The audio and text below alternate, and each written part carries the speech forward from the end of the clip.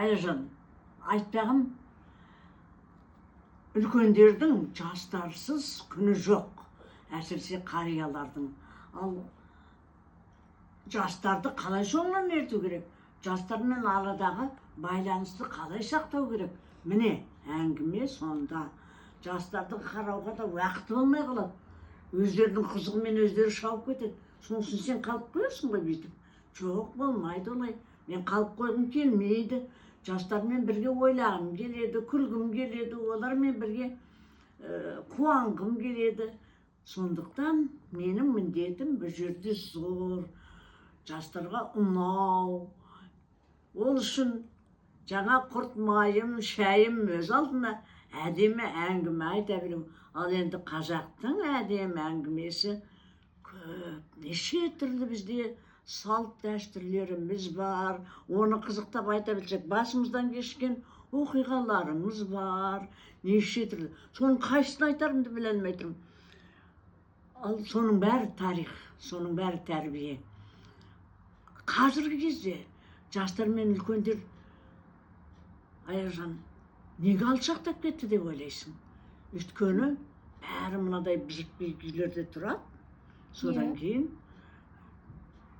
анау жастар оларды тыңдауға уақыты жоқ. Қариялар жастардың қариялармен отыруға уақыты жоқ. Соныменен осылай екі түрлі болып әрқайсы әр жерде өмір сүріп жатыр. Ал менің бүгінгі мақсатым жастарды өзіме қарату. Менің мына сөздерім, енді осы сөзімнің мағынасын ұқшы. Менің қариялардың, мен сияқты кісілер, жастарсыз күні жоқ. Ол не деген сөз? Олардың шайын қайнатып, тамағын беріп қоя беру емес, солармен бірге әңгімелесе беру. Біздің қазақтың салт дәстүрлерін айта білу, қазақтың ұлттық әндерін. Жаңа пойызда қандай өлең айттық? Мен айттым ғой, неше түрлі. Ал енді қандай өлеңдер айттыңыздар? Қандай өлеңдер айттыңыздар? Бәрекелді. Менің айтатын өлеңдерім көп. Және енді оның бәрін бүйтіп концерт сияқты түгіл басына аяғына. Мысалға бір-екеуін айтсаңызшы. Әсіресе мен ана Жаяу Мұсаның, өзімен Жаяу Мұсаның ұрпағымын ғой. Иә. Өлеңдерінен мен айтамын. Ал енді тыңдаңдар. Қалайды? Барады ақ ұшып, көлге таман жүгірдім мылтық алып, аху қазға таман ай, болып қол аяғым жатсам дағы, домалап бара жатам, аху қызға таман ай. Қызға таман дегенді түсінесің бе? Қызға таман деген. Қол аяғы болып жатқан кісі қызға таман. Қыз деген ол да жастық, ол әдемілік, ол көркемдік. Бүкіл біздің жеріміздің, ұлтымыздың, дастарханымыздың, өзіміздің көркі қыздары ғой. Қыздар сұлу болу керек. Ал сұлу деген біреулер ойлайды. Сұлу деген боянған, қалай болса. Жоқ, боянба деп айтпаймын. Боянудың өзін әдемі бояна білу керек. Сөйлегенде де әдемі сөйлей білу керек. Даусында ең ақыры құлағындағы сырғасын сылдырлатса да әдемі сылдырлата білу керек. Мына қазақтың бар тәрбиесі, өнері, қызы тәрбиелегендегі бойына сіңіретін. Бұның бәрін қайсысын айтып жеткізерімді біле алмаймын. Сосын қысыламай өзі қай тақырып айтарымды білмеймін. Ал енді біздің қазақ жастардан қол үзбеген, жастарменен бірге мәселенің бәрін бірге шешіп, өздері президиумда отырғандай жастар олардың айтқанын орындайды не болған. Ал қазіргі кезде қиындық туып тұр. Қазіргі кезде қариялар әрбір үйде бір бөлмені алып, тамағы бар, киімі бар деп отырады. Ал ол іштей не қылып жатыр? Сол қиын болып тұр. Мен солардың жағдайын қазір түсініп, қазіргі айтатын әңгімем қазақ әжесі болып, және қазақтың бүгінгі жаңа мағынадағы, жаңа түсініктегі жаңғырған әжесі болғым келіп тұр да. Сосын жастармен тікелей байланыс жасайтын сол.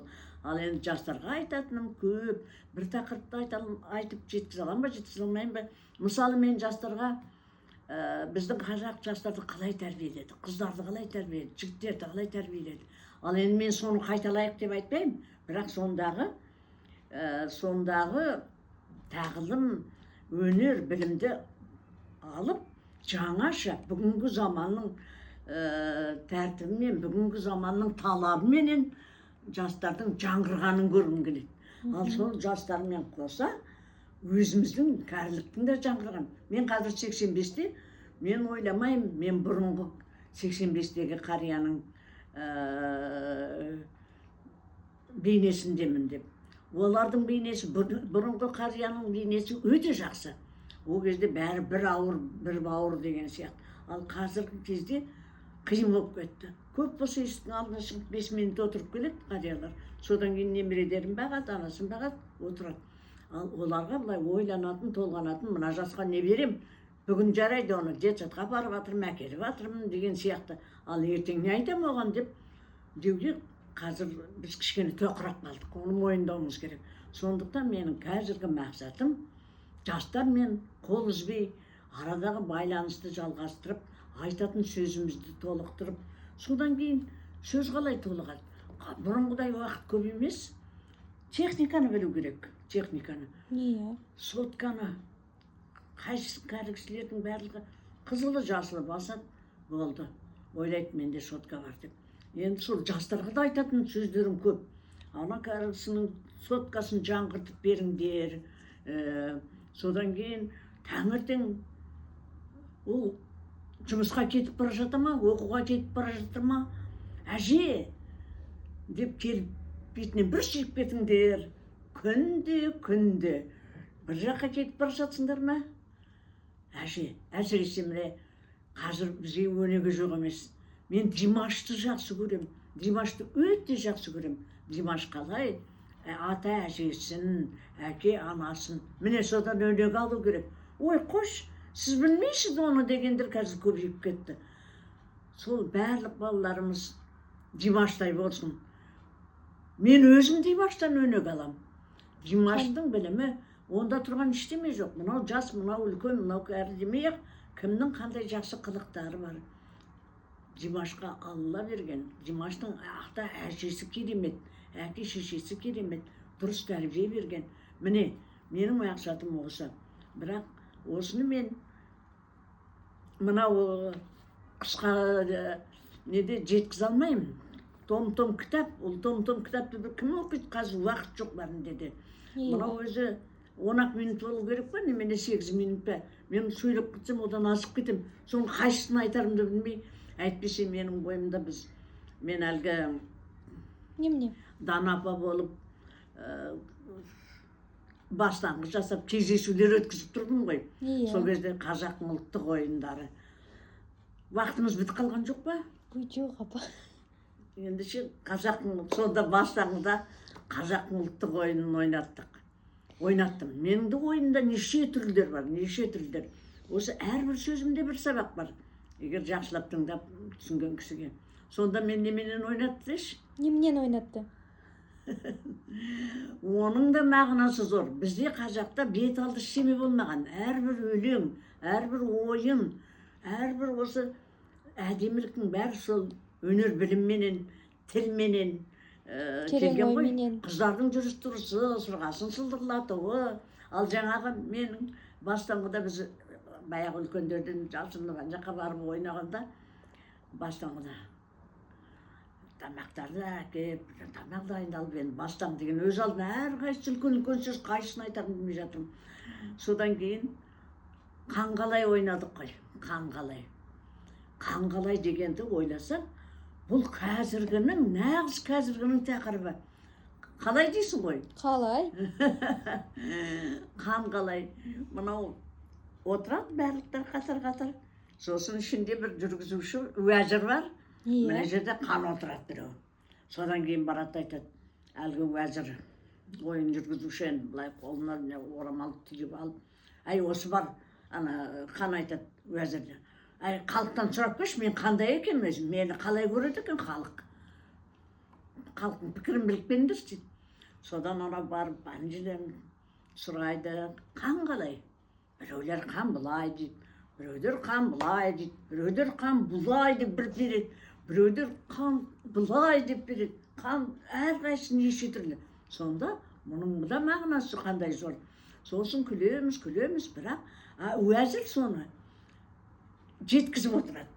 Анау қан былай деп жақтан бір берсе, уәзір келеді, қан былай деп айтты деп бір береді. Немесе қан былай десе соны айтады. Не қан былай деп боқтап жіберсе, соны боқтап жібереді. Сонда бұл халықтың пікірін білу деген. Көрдің бе қандай бәрі? Қазақ деген халық керемет данышпан халық қой, керемет. Олардың өзі әрбір жүрген жері, әрбір айтқан сөзі, әрбір кездесу, бәрі ғылым, бәрі білім. Соның қайсысын айтарымды білмей тура.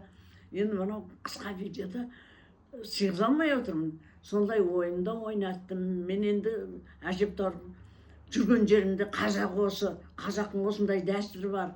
Қазақ осыны біледі, қазақ осылай киінеді, қазақ сұлу, қазақ сөзгер деген сияқты мағынада жүрген адаммын ғой. Осыны жеткізе алсам, енді мынау осылай сөйлегенде тезірек жете ме деп ойлаймын. Әйтпесе том-том кітап жазатын дүниелер жазылып жатыр ғой, оны менсіз де бәрі де көбі біледі. Кітап жазылып жатыр. Бірақ дәл қазір сол кітапты оқитын уақытта жоқ. Оқып жатырмыз, енді кітап оқуға көштік, Құдайға шүкір. Қазақша жақсы сөйлеуге көшіп келе жатырмыз, Құдайға шүкір. Енді осыны дамыта берсек деп ойлаймын. Мен өзімді де әлгі Димаштан үйренем деген сияқты жастардан өзім көп үйренем. Жаңағы пойыздың ішіндегі отырған жігіттер ой қандай өлең айтты. Мен қазақпын, жігітпін, мен қазақпын, немесе сондай тамаша. Елдің бәрі бізге қарап келді. Ал солардың ортасында мен отырдым гүл жайнап. Міне, біз үлкендер мен қариялар арасында бөлінбей, жарылмай жүрген жерде бір-бірімізді іздеп, аңсап, сағынып тұратындай, сөзіміз жарасып тұратындай болса екен деп тілеймін. Әйтпесе Құдай өзі сақтасын, бетін ауда қылсын. Қазір қарттан қашып жатқандар бар. Қарттарын қайда жіберерін білмей жатқандар бар. Біресе ана жерге тығып, біресе мына жерге тығып жатқан. Сондықтан осы тақырыпты мен қозғап жүргенім, біздің қазақтың қарттары осындай деп мақтанышпен айта аламын. Біздің қазақтың балдары ондайға бармайды деп сенемін. Қазақтың қыз жігіттері аман болсын, қазақтың қариялары бар болсын дегім келеді.